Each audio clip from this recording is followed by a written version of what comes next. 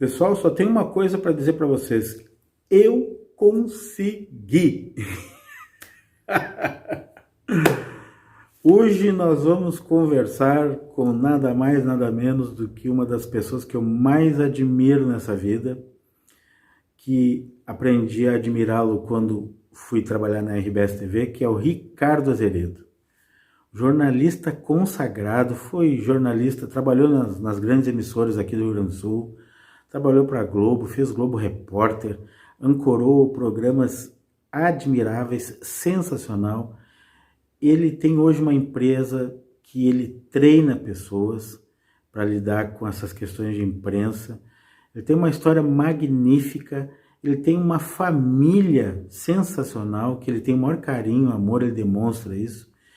E no final do ano agora ele vai lançar um livro e eu vou ser o primeiro a fazer propaganda desse livro, porque são causos que ele conta da trajetória dele na televisão que são sensacionais, tá? São extremamente divertidos, são histórias bonitas, emocionantes e uma das coisas mais bonitas que ele faz é sempre, ele exalta os colegas dele. Ele poderia muito bem ficar dentro do âmbito do jornalismo, né? E tratar só do assunto de jornalista, mas não.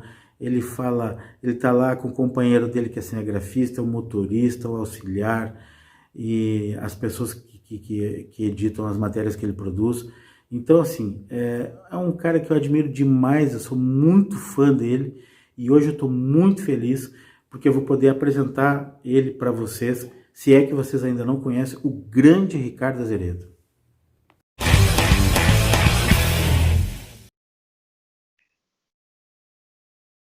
Ricardo Azeredo.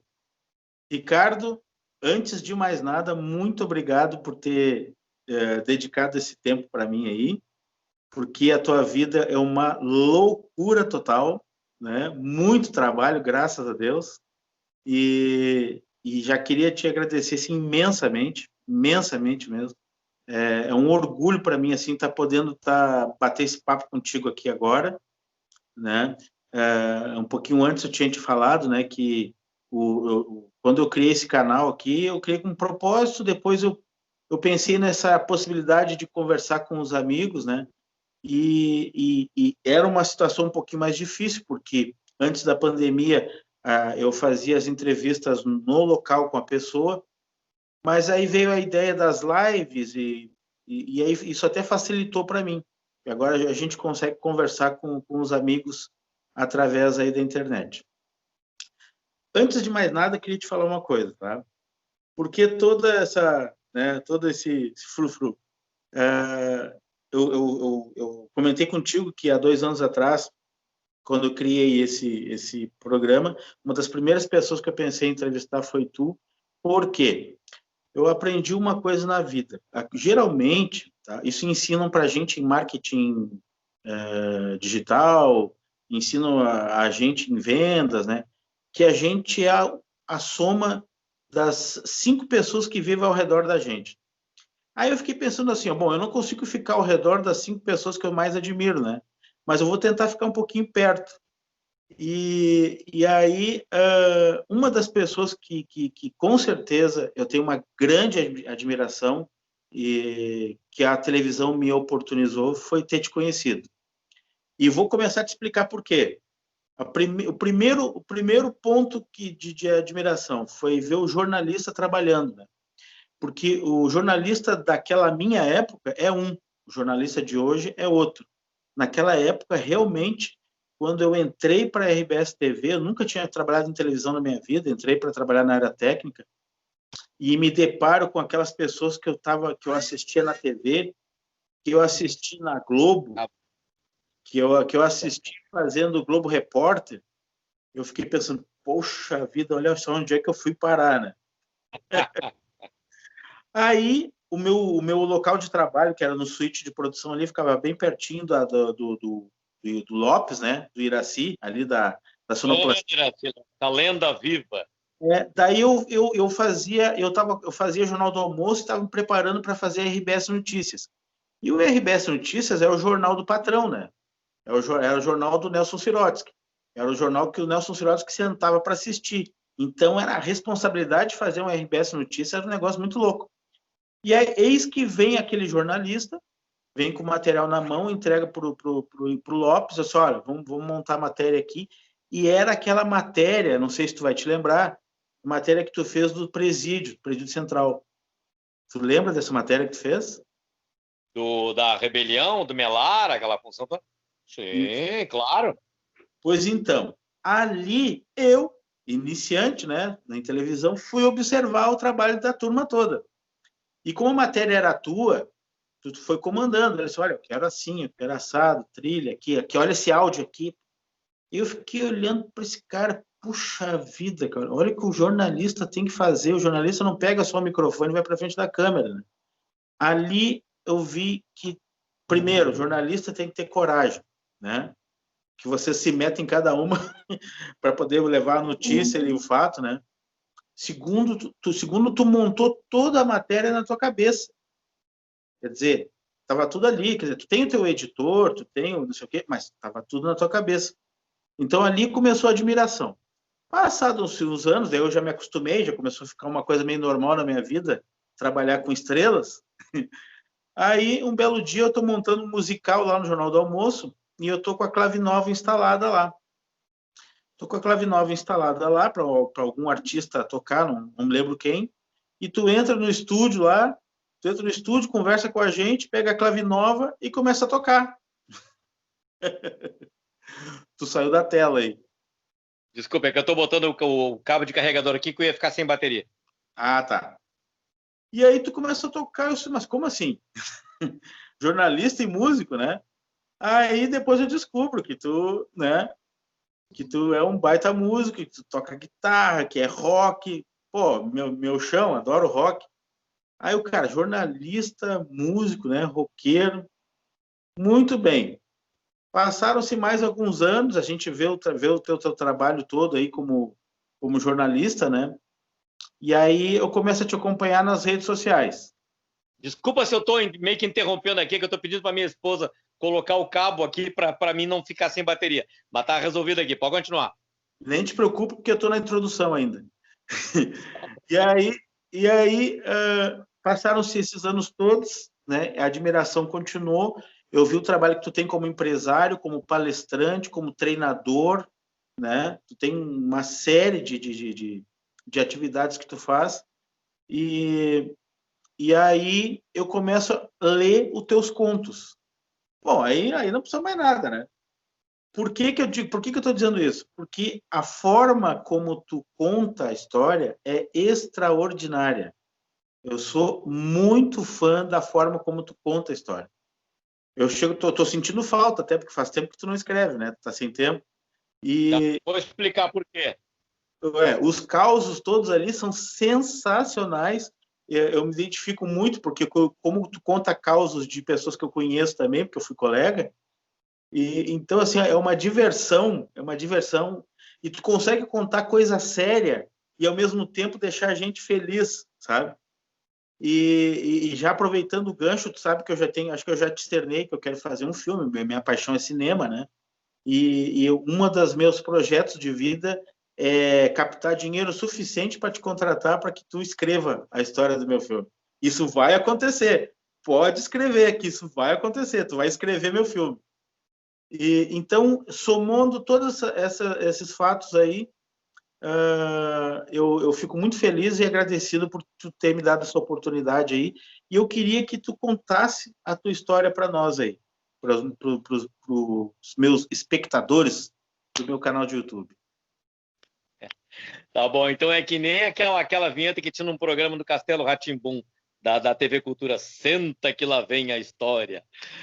Mas, enfim, olha, rapaz, em primeiro lugar, né, eu quero agradecer, né, essa oportunidade de estar aqui conversando contigo. Nós que nos conhecemos há tanto tempo, eu sei que a tua trajetória é muito mais do que a de um técnico de televisão, né? Tu é um cara que sempre te envolveste muito com algo muito além do que aquela mesa cheia de botões na tua frente, né?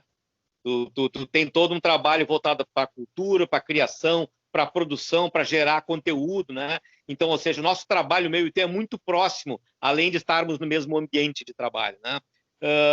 Enfim, cara, tu mencionaste essa coisa de que tu gosta muito de cinema e tal. Eu também sempre fui muito ligado a cinema, desde criança, né? E isso me remete a uma regra que eu tenho comigo desde que eu comecei a fazer reportagem, que é a coisa de tu saber contar a história. Tu tem que encantar, né, a pessoa para quem tu está contando a história. Seja uma reportagem, seja uma coisa mais dramatizada, enfim. Tu tem que fazer com que a pessoa seja seduzida, se interesse em acompanhar aquilo do início ao fim, né? E eu procuro sempre montar as reportagens, por mais que o assunto pareça um assunto mais corriqueiro, enfim, né?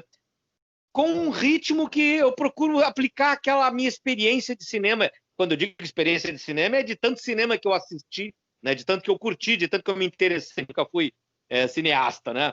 Mas sempre fui um aficionado do cinema, das artes cênicas de uma maneira geral. Então eu sempre procuro contar uma história de TV, uma reportagem, dando roteiro mesmo, né? Procurando dar clima, fazendo com que haja fatores de sedução que atraiam o interesse da pessoa, por mais que seja um fato, né, um assunto até às vezes muito duro, né, uma coisa de economia, uma coisa de polícia, mas sempre tem uma maneira da gente encontrar uma forma minimamente encantadora de captar o interesse da pessoa e fazer com que ela realmente se sinta motivada a ir até o final. Então, enfim, desde os meus primeiros tempos, quando eu nem sabia fazer televisão, eu tinha isso em mim, né? E claro que daí eu pude depois ir lapidando à medida que o tempo foi passando, que eu pude ir sugando das outras fontes, né? De colegas mais experientes com quem eu trabalhei, outros jornalistas, os técnicos, os cinegrafistas, editores que já estavam nessa lida há muito mais tempo. Eu fui, né? Bebendo dessas fontes e calibrando a minha maneira de contar as histórias e, na medida do possível, colocando o meu estilo pessoal. Então, eu sempre fui muito preocupado com isso, né, em realmente contar a história, além daquela narrativa simples, muito dura, aquela coisa meio ata de reunião. Né? Eu gosto de que realmente a história ela precisa ter elementos cativantes, né, dentro do que aquela história pode oferecer. Mas a gente sempre pode transformar qualquer tipo de assunto numa coisa melhor do que ele é a partir da primeira impressão. Então, assim foi. Eu comecei a trabalhar na TV Guaíba, mas para tu ver só como é que é essa coisa da arte cênica, né? Aproveitando então. Eu, na faculdade de comunicação, eu não entrei como jornalista, eu entrei no curso de publicidade, porque o meu sonho naquela época era de dirigir comerciais. Eu costumava ir muito nas mostras de comerciais premiados em Cannes, e aquela coisa cinematográfica daqueles grandes comerciais me seduzia muito, né? Eu vou fazer isso aí. E aí eu entrei na faculdade, mas no curso de publicidade, que era dentro da comunicação, mas na publicidade. Aí lá pelo meio do curso, eu tive a oportunidade de fazer um estágio na TVE, né, como estudante, e aí me veio a imposição de que eu precisaria, para fazer jus àquele estágio, ser estudante de jornalismo e não de publicidade. E aí tudo bem. Aí eu fiz a transferência para poder fazer aquele ingresso lá. Daí eu fui trabalhar como assessor, como assistente de produção do programa Galpão Nativo, que é um programa mitológico na televisão gaúcha, voltada para a cultura gaúcha, né? E ali eu comecei a me envolver mais com televisão, eu vi, eu acho que o meu negócio é jornalismo. E aí eu acabei permanecendo no jornalismo e deu no que deu, né? Me formei, fiz alguns estágios, enfim, trabalhava como monitor da cadeira de TV na PUC, fui procurando me envolver cada vez mais com televisão. Me formei e em seguida que eu me formei, comecei a trabalhar na TV Guaíba, como repórter mesmo, né? Na TV Guaíba nos seus últimos tempos, já quando o Império Caldas Júnior já estava, né, ruindo, né, por tudo aquilo que a gente sabe, enfim. Mas foi o meu começo, né? E dali passei para a TV Pampa, da TV Pampa fui para a RBS, e aí fiquei uns 10, 12 anos na RBS, saí para o SB, aquelas coisas que o mercado acaba impondo, né? Surgem novas iniciativas no mercado, alguém te oferece uma grana melhor, tu já está com família, tu já quer dar uma melhor qualidade de vida, tu troca de emprego. Eu sei que, assim, entre idas e vindas, trabalhei uns 15 anos na RBS, uns 6 na Band, um pouquinho no SB, uns 2 anos no SBT, e colhi aí no nível da reportagem, fora as outras experiências que a gente fala mais adiante, né? Fui construindo essa minha trajetória de contador de histórias, que é assim que eu gosto de me ver. E só para encerrar essa primeira parte, já que tu falaste nos causos, nas histórias que eu conto, né, e que eu parei de contar no meu blog que eu tinha e depois no Face, é porque elas estão sendo finalizadas para se transformar num sonho que eu tenho, que é o meu livro, meu tão esperado livro, né, que eu espero, então, fazer com que ele se torne realidade até o final desse ano. onde todas essas histórias, essas experiências vão estar reunidas, contadas de uma maneira que o público em geral se interesse. Não é um livro para o pessoal da comunicação tão somente. É para qualquer pessoa que queira conhecer esse mundo maravilhoso da televisão, bastidores da reportagem, possa ter acesso aí a esse universo de histórias fantásticas e que eu tive a felicidade de participar de um bocado delas. Perfeito. Eu queria fazer uma observação também, de como, olha como que são as coisas, que a minha admiração não vem sozinha. Ela tem um grupo grande aí. Tu chegaste a ser presidente da TVE, né? Vê que coisa interessante.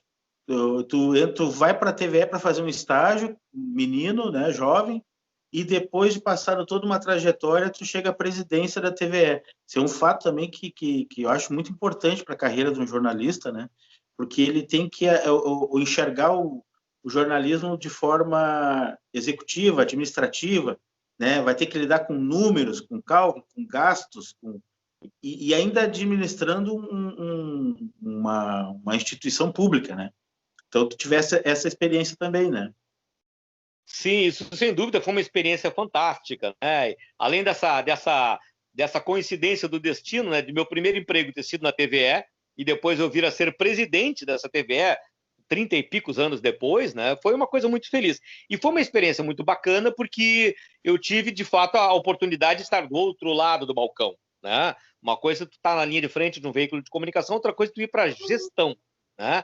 E é um veículo de comunicação pública que, obviamente, tem uma conotação de política no meio, né?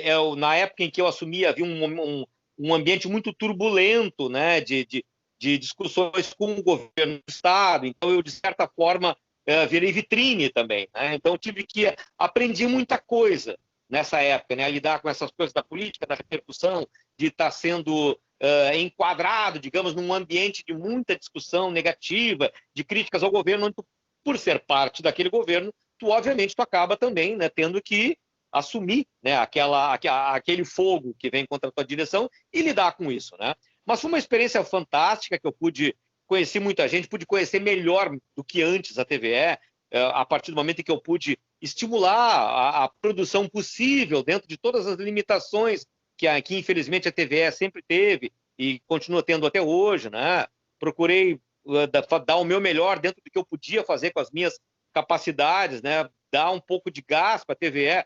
Fiz o que eu pude, eu acho que a gente conseguiu umas coisas bacanas e tal, não foi o suficiente, claro que não, né? Mas como experiência profissional para mim foi fantástico, assim, de poder gerenciar um grupo tão grande, um grupo qualificado, né? Mas ao mesmo tempo uma emissora com tantos problemas, né? Isso naturalmente me deu uma escola de administração assim que eu vou, sem dúvida, levar isso para o resto da vida. Vai ser um aprendizado, assim, uma vivência, sem dúvida nenhuma, com um valor muito alto. Ricardo, eu queria fazer abrir um parênteses, porque eu tenho outro assunto que eu quero tratar contigo também, que é da tua atuação hoje como empresário do meio, que é um negócio muito legal, muito interessante. Mas antes disso, eu queria fazer uma observação de uma lembrança que eu fiz agora também, para te ver como eu tô lá, eu sou um catador de Ricardo Azeredo na televisão, né? Tinha um programa que eu não perdia que tu fizeste, eu não tenho certeza se era da Band ou se era da TVE. E era aquele programa que tu viajava pelo Rio Grande do Sul mostrando as coisas do Rio Grande. Cara, aquilo ali para mim era uma das melhores produções já feitas em televisão em termos de contar a história do estado da gente. O nosso Rio Grande do Sul é tão rico de coisas, e tu é a pessoa que mais sabe disso, né? Que tu viajou o Rio Grande do Sul todinho, eu acho, né? Fazendo aquele programa. O Rio Grande do Sul é um estado riquíssimo, e tu mostrou isso para a gente, sabe? Por exemplo, eu comecei a gostar mais do meu estado assistindo aquele programa que tu fazia. Realmente foi uma oportunidade fantástica, né? Porque eu saí da RBS em 2003 e dali a alguns meses eu fui convidado para ir para a Band, mas especificamente para esse projeto, que era uma ideia do saudoso Bira Valdez, né? Falecido Bira Valdez, que era o diretor-geral da Band, né? O diretor superintendente, e ele tinha essa ideia de ter um programa para cima, um programa positivo, e o nome era exatamente esse, o Rio Grande que dá certo. A ideia dele era, vamos fazer um programa de reportagens especiais mostrando as coisas boas que acontecem nesse estado em todos os níveis, em todos os segmentos, né? Então, ele me convidou para tocar adiante esse projeto. E foi realmente uma felicidade muito grande, né? Uma oportunidade de trabalho fantástica, porque era uma coisa, pô, quem é que não vai gostar de fazer um trabalho assim, né? Tinha uma reportagem de semanal, especial, de torno de 20 minutos, né? Onde tu podia trabalhar com ampla liberdade as pautas, né? Com esse enfoque para cima, esse enfoque realmente que desse luz sobre aquelas coisas que geralmente não entram, pelo menos com tanto destaque no noticiário, né? E tem tanta coisa, né?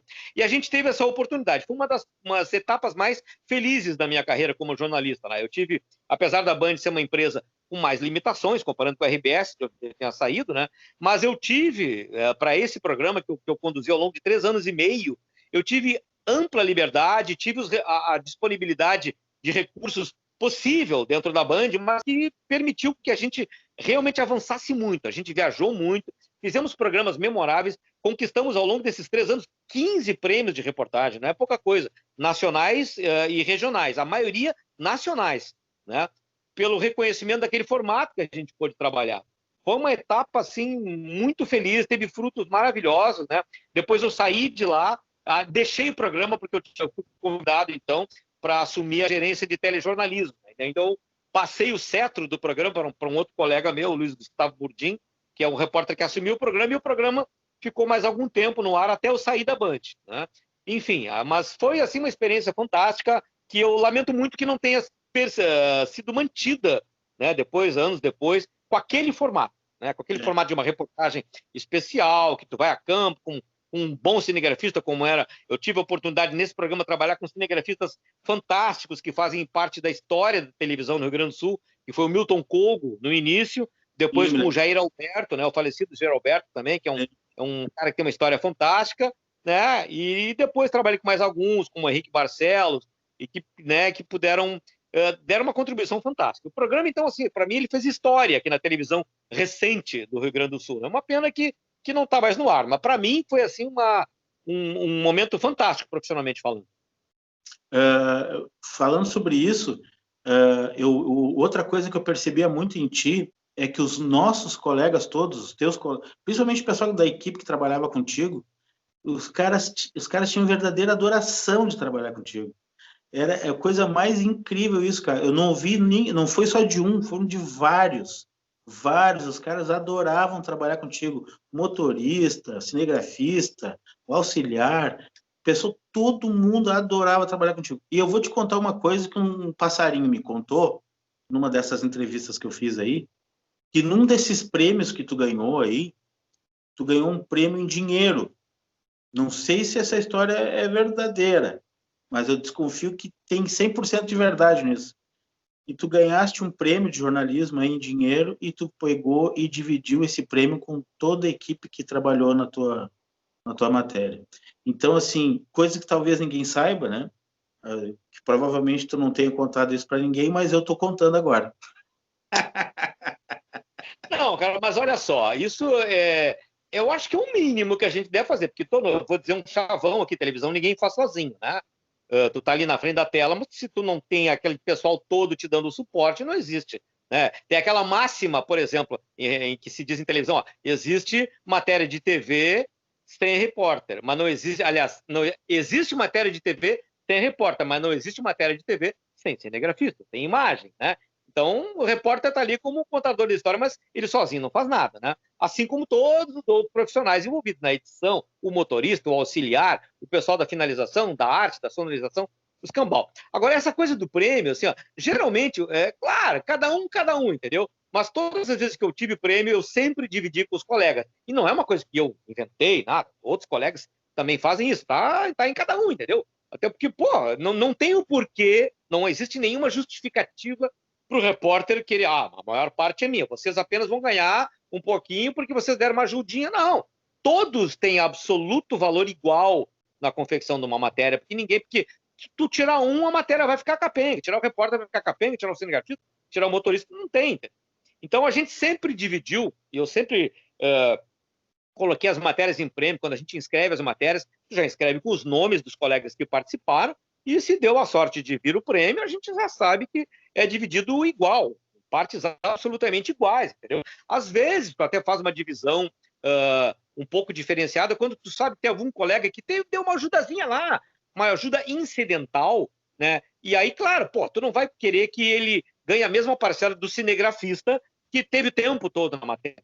Então, o que tu faz? Obviamente, tu dá, com justiça, tu dá um valor maior para o cinegrafista, né? E para aquele colega que todos sabem que teve uma participação menor no sentido do envolvimento dele, ele sabe disso, aí tu faz uma coisa proporcional, mas sempre reconhecendo que o cara tem direito à parte dele, sim, naquilo ali, né? Então, em qualquer matéria de televisão, de uma maneira geral, matéria de jornal, de rádio, ou seja, existem mais profissionais envolvidos, óbvio, né, que aqui esse prêmio ele tem que ser dividido entre todo mundo. E eu, graças a Deus, eu tive 30 prêmios de reportagem, que eu me lembro agora foram 30, né, prêmios de reportagem ao longo da minha trajetória toda e tal, e sempre houve essa não só a cotização de valores, quando o prêmio tinha algum dinheiro envolvido, né, e sempre os nomes estão lá, entendeu? Não é o Ricardo Azeredo e equipe, né? É eu, cinegrafista tal, motorista tal, editor tal, enfim, né? Quem teve envolvimento direto na matéria tem que ter o reconhecimento, né? Senão não existe, né? Sem televisão é isso, é equipe, né? É chavão dizer, mas não há como dizer diferente, né? Isso foi uma coisa, eu digo para todo mundo que foi uma das coisas que eu aprendi e concretizei na minha vida, que a televisão me ensinou, é trabalhar em equipe. Todo mundo tem a sua importância ali. Quando eu no caso trabalhava no suíte de produção ou no estúdio, né? Então quando a gente entrava no ar ali, Jornal do Almoço, RBS Notícias, ou transmissão de futebol, cara, se um falhasse, falha todo mundo. Então a gente precisava estar toda a equipe harmonizada, todo mundo trabalhando com a mesma concentração, com a mesma dedicação, e isso a televisão me ensinou, e é um ensinamento que eu carrego comigo. Mas, Ricardo, outra coisa que eu queria falar contigo é o seguinte, agora as pessoas já estão entendendo o porquê dessa minha admiração grande, assim, né, porque tem um grande jornalista, um grande profissional, um grande ser humano aí. Isso que eu acho legal. E esse carinho que tu tem pelos petzinhos também, eu acho muito legal, assim, eu acho muito, muito querido isso, esse negócio que tu tem esse carinho pelos cachorrinhos, né, tudo. Isso é uma coisa muito bonita. Isso aí eu fiquei sabendo pelo nosso amigo Casperes. Casperes que me entregou essa história tua aí. Tu tem esse amor pelos bichinhos aí, né? Que eu vou também entrevistar esse cara. O Cássio Pérez, eu vou te dizer outra. Tu vai escrever o filme para mim e o Cássio Pérez vai me ajudar a dirigir, porque ele é o Quentin Tarantino, tem um Quentin Tarantino dentro dele. Ele é muito louco. O Cássio Pérez é muito louco. Tem Quentin Tarantino, tem Roberto Rodrigues, tem todos esses malucos ali. Tem um lado machete muito forte no Cássio também. É verdade. Ricardo, agora eu queria que tu contasse para nós exatamente como funciona a tua empresa, porque tu tem uma empresa de media training, né? Eu vou falar de forma muito da minha parte, sem conhecimento, tá? Mas é uma espécie de um coach específico para determinadas coisas, né? Então, tu é um cara que prepara o cara, por exemplo, como eu, que sou um grossão, que não sei nem me colocar na frente de uma câmera lá, diz, ó, Jair, vai fazer assim, né? Mas tu prepara, qual é o preparo mesmo? A tua empresa faz o que com esse empresário, com esse profissional que precisa da mídia? Pois bem, então essa é o que o pessoal costuma dizer da reinvenção do profissional, aquela coisa, né? Que o mercado acaba impondo, né?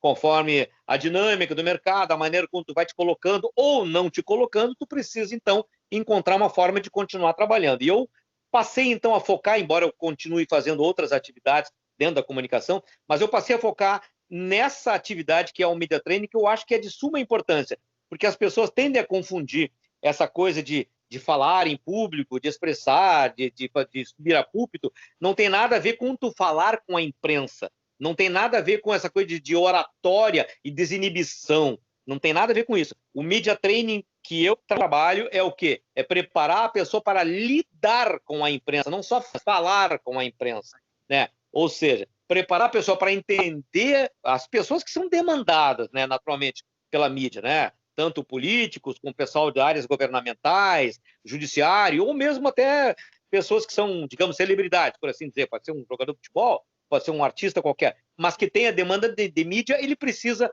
não só saber se posicionar na frente de uma câmera e se expressar direito, ele tem que entender a dinâmica da mídia, e mídia eu digo imprensa, né? Então, tu tem que saber interpretar como é que a imprensa pensa, por que ela está pressionando, qual é o contexto em que ela está envolvida para pressionar daquela forma, né? E isso dirige para um outro lado muito forte que é preciso ter, que é a preservação da imagem, que leva à questão das crises de imagem, né? Ou seja, dependendo de qual segmento aquela pessoa representa e que pode estar vivendo uma situação complicada e vai, por isso, ser procurada pela imprensa, se ela não souber se posicionar, se manifestar, lidar com a imprensa, entendendo como a imprensa se comporta, ela pode gerar uma crise de imagem que, pelas suas consequências ou pela má administração daquele momento, da forma como ela se relaciona com a imprensa, pode criar um problema ainda maior que lá adiante faz o quê? Acaba com a reputação da pessoa. Ou então arranha de maneira muito dramática a reputação, o nome construído ao longo de tantos anos, o conceito, né? Porque tu leva 30 anos para construir um bom nome. Agora, uma crise de imagem gerada por uma matéria negativa que não se soube lidar direito com ela, aquilo tu talvez não consiga recompor a tua imagem nunca, se tu não fizer direito, né?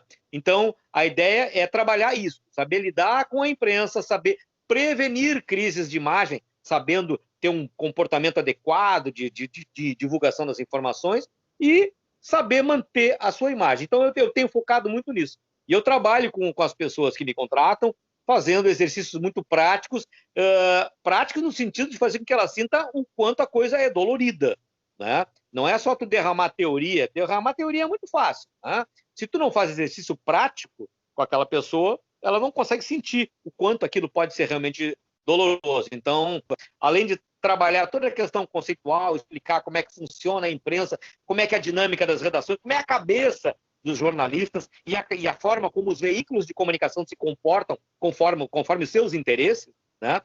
Eu trabalho isso e faço a pessoa entender como enxergar essas coisas e como ela pode ser impactada. E como é que eu faço ela sentir o quanto ela é impactada? Eu faço exercícios de prática de entrevista em que eu massacro a pessoa, né? Eu pego assuntos do segmento dela, né? Claro, mesmo que ela saiba que aquilo é uma simulação, mas eu faço um trabalho assim de realmente sacrificar com uma atitude muito agressiva em termos de como seria uma coletiva de uma crise de imagem, né? Em que a pessoa é cobrada por que não fez, por que deixou de fazer, tal escândalo, por que aconteceu, qual é o envolvimento e tal. Então, esse é o trabalho que eu tenho feito, né? Além, né, de outras atividades, como agora, por exemplo, nesse momento, eu não sei se eu estou quebrando uma regra de factualidade aqui, mas nesse momento eu estou envolvido com a Expo Inter, que vai ser a primeira Expo Inter digital da história, né? Eu estou responsável pelos canais de televisão da Expo Inter. Então está sendo uma experiência muito interessante, né? Mais um novo aprendizado pelo ineditismo disso. Então a gente está sempre atacando em várias fontes, né? E só para encerrar, já que tu falaste nos pets, para o pessoal entender, né? A minha esposa é criadora de cães de raça há muito tempo e eu me agreguei a essa atividade. Claro que eu sempre adorei cachorro e outros bichos, né? Mas cachorro, principalmente. Então, eu também, além de jornalista, passei a ser criador de cachorro. Então, que é uma coisa absolutamente maravilhosa. Então, estou aqui rodeado, uma cachorrada danada aqui, que é coisa bem boa. E é boa mesmo, porque eles têm um amor gratuito, assim, que é incrível.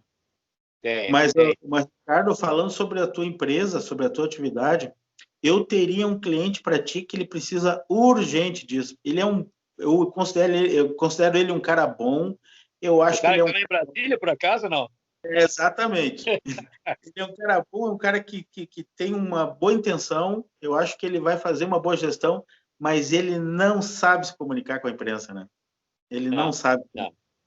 Olha, o Bolsonaro é hoje o melhor case, né, para se discutir questões de media training, sem dúvida nenhuma, né? Porque se por um lado a gente sabe que a estrutura de comunicação do governo ela é deficiente, porque ela gera muitas crises de imagem por tudo isso que a gente tem visto, né? E mesmo que a gente entenda que a imagem do Bolsonaro é muito calçada em cima da personalidade dele, isso tem uma lógica nisso, claro, né? As pessoas votaram naquele sujeito que tem aquele jeito mais abrupto, aquele jeito mais grosseirão de falar, eu sou assim mesmo e acabou, e tal, tal, tal. E isso traz uma simpatia, o povão se identifica muito com isso. Agora, por outro lado, é preciso ter também equilíbrio para lidar, especialmente com as questões mais sensíveis, né, com um pouco mais de sensatez, né? Então, ele mesmo, né, por conta de apostar demais nessa... Essa é a minha leitura, né? De apostar demais nessa espontaneidade, nesse jeitão tosco dele, né? Que tem toda uma legitimidade em cima disso, é preciso reconhecer, mas ao mesmo tempo isso muitas vezes pega muito mal. E a gente tem vários exemplos de crises que foram geradas por isso, e depois lidar com isso é bem complicado, né? Mas, enfim, realmente é um cara que eu acho que precisava ter algum polimento, né? Mas eu acho que é uma tarefa, e tanto, porque a pessoa que vai ter que fazer isso, vai ter que ter a capacidade de romper essa barreira que ele próprio cria, né, baseado naquela presunção de, não, eu sou assim mesmo e é isso que o povo gosta, né? Mas aí tu tem que convencer o sujeito, calma, tudo bem, a gente entende isso, mas é preciso também ter um pouco mais de sutileza para lidar com determinadas questões, para não criar crises desnecessárias, né? Eu até acho que ele está começando a ter um pouco mais de percepção disso, embora esteja longe do ideal. Ele segurou um pouquinho. E só para complementar, para agregar essa tua fala e para dizer o quanto é importante a tua atividade, assistindo esses seriados da Netflix, aí eu assisti um seriado que é um parceiro teu de guitarra, o Kiefer Sutherland, né? Que ele faz o papel do sobrevivente, não sei o que lá. Ele vira presidente dos Estados Unidos. Sim. Ele vira presidente. E aí ele vai para a reeleição, ele vai se candidatar à reeleição. Aí entra o profissional da tua área para preparar ele para o quê? Enfrentar a imprensa. E aí os caras começam a fazer isso que tu falou. E quando tu vai treinar o cara, tu massacra o cara. E eles massacram ele de perguntas e colocam ele numa saia justa para ver se ele consegue se sair bem no debate para ele ganhar esse debate. Então, para ver a importância que é essa atividade que tu desenvolve aí. Que existem profissionais dessa área que preparam presidentes, né? E o nosso querido Cavalão, o presidente Bolsonaro, deveria assistir esse seriado aí, para ele ver o quanto é importante. Certamente. Sem dúvida nenhuma. Eu acho que o Bolsonaro, por mais que tenha que haja lógica nessa personalidade que ele construiu, ou que ele manifesta, essa popularidade calçada nesse jeitão comum de ser, mas eu acho que tu é o presidente da República, e por mais que tu esteja apoiado num jeito, uma personalidade, digamos, inusitada, comparado com os anteriores, né? É preciso, sim, ter um lustro melhor, pelo menos em algumas questões, né? A gente entende todo esse embate com a mídia, por todo esse contexto, né, político e econômico que existe, toda essa briga, né, da questão das verbas publicitárias e tal, e do envolvimento da esquerda, todo esse contexto, a gente sabe muito bem o que fomenta essa animosidade do Bolsonaro com a mídia e vice-versa. Mas mesmo assim, e até por isso mesmo, é preciso ter um ponto de equilíbrio, né, para poder lidar melhor com essas questões, para pelo menos evitar um turbilhão de crises de imagem em sequência, né? Que por mais que haja popularidade no governo, por mais que haja acertos, enfim, né, é preciso evitar. Há o desgaste, né? Crise, elas geram desgaste. E, claro, tudo bem, todo governo sofre desgaste em algum momento, né? Mas é preciso administrar isso da melhor maneira possível. E uma delas é exatamente colocando um pouco mais de administração das formas de manifestação pública, especialmente nos momentos em que é preciso ter mais equilíbrio pelos assuntos que são mais tensos, mais sensíveis, que mexem, né, com a cabeça das pessoas no país todo. Perfeito. Ricardo, queria te agradecer imensamente mesmo. Hoje é um dos dias mais felizes da minha vida, tu pode ter certeza disso, porque é um privilégio eu ter a possibilidade de conversar com uma pessoa que eu admiro. E às vezes as pessoas admiram atores lá de Hollywood, né? Eu tenho atores que eu admiro. Eu sou fã de um outro xará teu, sou fã, número 1, talvez, ou seja, do Ricardo Darín, ator argentino. Cara, é Tenho visto fora de bastante série. dele. Aquele é outro cara que eu admiro demais. Se eu conseguir uma entrevista com ele, nem sei o que vai acontecer comigo. Primeiro porque eu não sei falar espanhol. Já vou me ferrar aí. Mas Eu vi assim, agora, recentemente, eu vi um filme bem semana passada, chamado A Revolta dos Tontos. sim, Assista sim, esse filme, cara. Muito bom, muito bom. muito bom. Esse cara é demais. Então eu queria te agradecer imensamente mesmo. Olha, um privilégio para mim. Vou guardar com muito carinho essa oportunidade que tu me deu aí, tá bom? Vamos ficar aguardando ansiosamente o lançamento do livro. Vou estar lá na fila para ganhar o autógrafo, pode ter certeza Ah, disso. não fique não. E o meu projeto do meu filme vai sair e vai ser tu que vai escrever. Tamo junto, tamo junto, tamo junto. Não, eu que agradeço essa oportunidade, eu fico, obviamente, muito envaidecido com todas essas colocações que tu me faz aí. Eu não mereço a metade delas, mas tudo bem, eu sei que tu fala de coração, porque eu te conheço, já sei muito bem a personalidade que tu tens, conheço a tua trajetória, sei que tu é um cara que já tem um trabalho consolidado muito forte, um conceito que com certeza está bem construído, e é um cara que não parou, é um cara que está sempre olhando para frente, né? Que isso é uma coisa cada vez mais rara no mercado, né? As pessoas que estão aí peleando e por mais porrada que levem, estão sempre se reerguendo, se recompondo, respirando fundo, ó, vou pro pau porque não cai do céu, né? A gente tem que ir atrás. Então, eu te admiro muito por isso também. Eu sei que tu é um batalhador e eu fico muito feliz por ter tido essa oportunidade. Fico feliz também por estar, de alguma forma, contribuindo com o teu canal e me coloco aqui à disposição. Sou parceiro sempre, né? Porque os bons parceiros de trabalho, como nós sempre fomos, né? Tem que estar sempre um do lado do outro e é isso aí. Como dizem os Marines americanos, né? Ninguém fica para trás. Vamos embora, vamos todo mundo junto. É isso aí. Ricardo, muito obrigado mesmo, tá bom? Um abraço para ti, felicidade, sucesso sempre aí. Igualmente, para nós todos. Um grande abraço e um beijão para ti, para a família toda, para a filhotinha também. Tá bom, valeu.